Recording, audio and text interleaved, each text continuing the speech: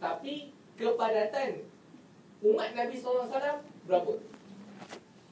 Tapi hanya 70,000 sahaja yang Nabi sebut masuk syurga tanpa hisab. Salah seorangnya adalah Sayyidina Ukasyah. Sebab bila Nabi SAW sebut itu, sahabat saya Rasul, saya. Sebab tahu, sahabat tahu apakah yang disebut oleh Nabi itu dan maksud Nabi SAW sebut. Bila sahabat yang nama Ukasyah sebut begitu, misalnya engkau salah satunya. Bila Nabi sebut begitu, para sahabat yang lain semua angkat tangan. Kata saya Rasulullah. Kau lambat, semua lambat. Ukasyah dia dapat, yang lain tak dapat. Tanya kat diri kita, 69,999 orang tu, kita termasuk tak? Kita termasuk tak? Sahabat yang duduk depan Nabi tadi, kamu ni confirm masuk syurga. Memang confirm masuk syurga. Tapi yang tanpa dihisap tu, salah seorangnya adalah Sayyidina Ukasyah. Kita ni tanya balik, apa yang kita buat sehingga kita layak untuk masuk syurga tanpa dihisap? Para Nabi, cepat lagi saya cerita 5 minit berkaitan dengan hari akhirat. Nak cerita tentang kekalutan di hari akhirat. Kekalutan di hari akhirat diceritakan dalam satu hadis Nabi SAW. Dibangkitkan umat manusia ni dalam keadaan yang mana mereka ini akan takut. Yang mana takut tu takutlah. Yang mana dah jadi confirm ahli syurga, dia akan tenang. Yang mana ketakutan mereka ini sehingga menitiskan keringat mereka, peluh mereka, menenggelamkan mereka sehingga ke paras telinga. Peluh tu. Dalam keadaan itu, mereka mencari para Nabi. Yang kedudukan para Nabi ini kita maklum dah. Bermula pada Nabi Adam. Jumpa dengan Nabi Adam. Rasulullah SAW bersabda, orang-orang yang pada keadaan itu jumpa Nabi Adam, sebut isfa'lana, ya Adam, isfa'lana, wahai Nabi Adam, syafaat kami. Nabi Adam sebut nafsi, nafsi. Nafsi, nafsi. Kita pun faham cerita tu. Nabi Adam tak boleh bagi syafaat sebabnya apa? Sebab Nabi Adam telah melakukan satu perkara sehingga dia terkeluar daripada syurga Allah SWT. Jadi dia fikir diri dia pun belum tentu selamat. Pergilah cari Nabi lain. Nabi Adam sebut. Kita jumpa dengan Nabi Nuh. Nabi Nuh pun kata nafsi, nafsi. Sebab apa? Nabi Nuh pernah mendoakan satu doa yang tak patut untuk didoa menurut Nabi Nuh.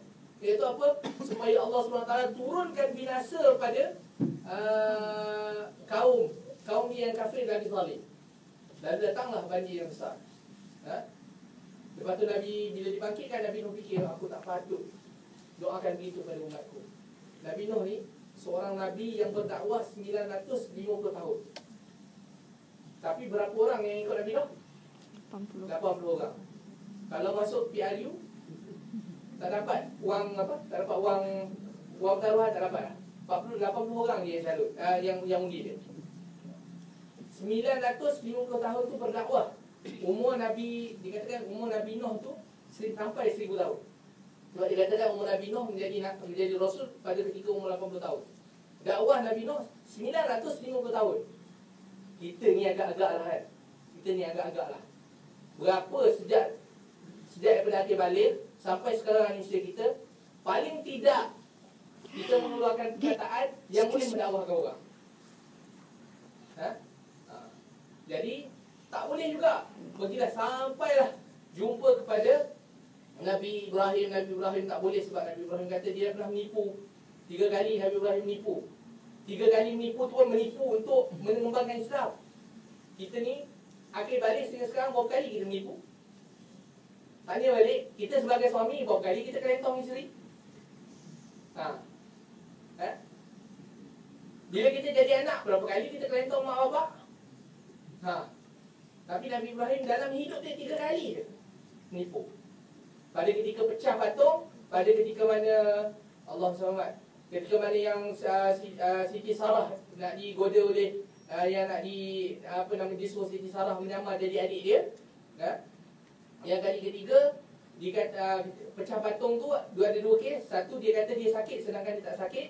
Yang keduanya pecah patung dia katakan ketika orang tanya pada dia kau pecah patung ke? Dia kata tak tu. Dia tanya pada yang besar tu. Tu yang kepala besar tu yang pecahkan. 3 kali nipu. Lalu tak boleh juga pergi jumpa Nabi Isa. Nabi Isa pun kata tak boleh juga. Nabi Isa tak kata kenapa aku tak boleh. Bila orang tanya kenapa kau tak boleh, engkau sedangkan Nabi Isa ni adalah ruh Allah. Bukan roh Allah, bukan Tapi Nabi Isa ni ditiupkan roh tanpa bapa. Ditiupkan roh oleh Allah SWT melalui malaikat, tiupkan roh kepada Sayyidatina Maryam alaihissalam, lalu mengandung dan keluar Nabi Isa. Jadi Nabi Isa tak jawab. Sebab apa? Nabi Isa kata Nabi Isa di dunia telah diagungkan sebagai Tuhan oleh orang-orang yang kita bahasa dia BODOH Ngikut dia yang BODOH ataupun SUSTUPID. Itulah. Jadi Nabi Isa ni diagungkan. Jadi Nabi Isa tak mampu nak berkata, sebab kesalahan tu seolah-olah dia berat sangat. Jadi pergilah jumpa pada Nabi Muhammad. Nabi Muhammad sebut ummati. Nabi Muhammad SAW sebut ummati. Nak kata kat sini, nak mendapat syafaat bukan senang, susah. Kita merayu dalam keadaan susah tu, daripada Nabi ke Nabi sampai jumpa Nabi SAW. Diceritakan dalam jarak perjalanan jumpa Nabi ke Nabi tu panjangnya 500 tahun. Bila Nabi SAW bagi syafaat lepas untuk masuk syurga, alhamdulillah lepas. Tapi sengsara tak nak tunggu. Nak sampai jumpa Nabi SAW tu berapa ratus tahun. Alangkah bahagianya mereka-mereka yang dipilih dalam golongan 70,000. Masuk tu kalah di VIP punya pas masuk. Tak payah cop, tak payah apa dah. Zoom pergi. Nak sampai begitu, tanya pula apa sumbangan kita untuk Islam.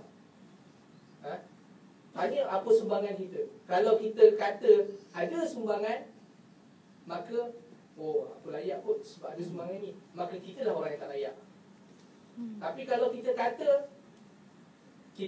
bila bermuhasabah kata, ya Allah, macam tak ada sumbangan aku, kita menghinakan diri kita di hadapan Allah, ada potensi kita nak pergi ke arah husnul khatimah, kebaikan, perakhiran yang baik. Tapi kalau kita berbangga, bongkar, riak, takabur dengan Allah SWT dengan kebaikan sedikit, apa dia? Bagi RM2 dekat pengemis. Lepas tu sembahyang Jumaat, jumpa pengemis bagi RM2. Aku ada sedekah RM2, boleh masuk syurga. Awak ni ambil mic, buat atas kepala. Sedekah RM2, murahnya syurga dia. Nak tanya hotel bajet pun berapa semalam? Kan? Kalau kita kata masuk syurga dengan RM2, maka kita merendahkan syurga yang diagungkan oleh Allah SWT pada orang yang pengakhiran yang husnul khatimah. Mungkin setakat itu saja. Mudah-mudahan ini menambahkan semangat untuk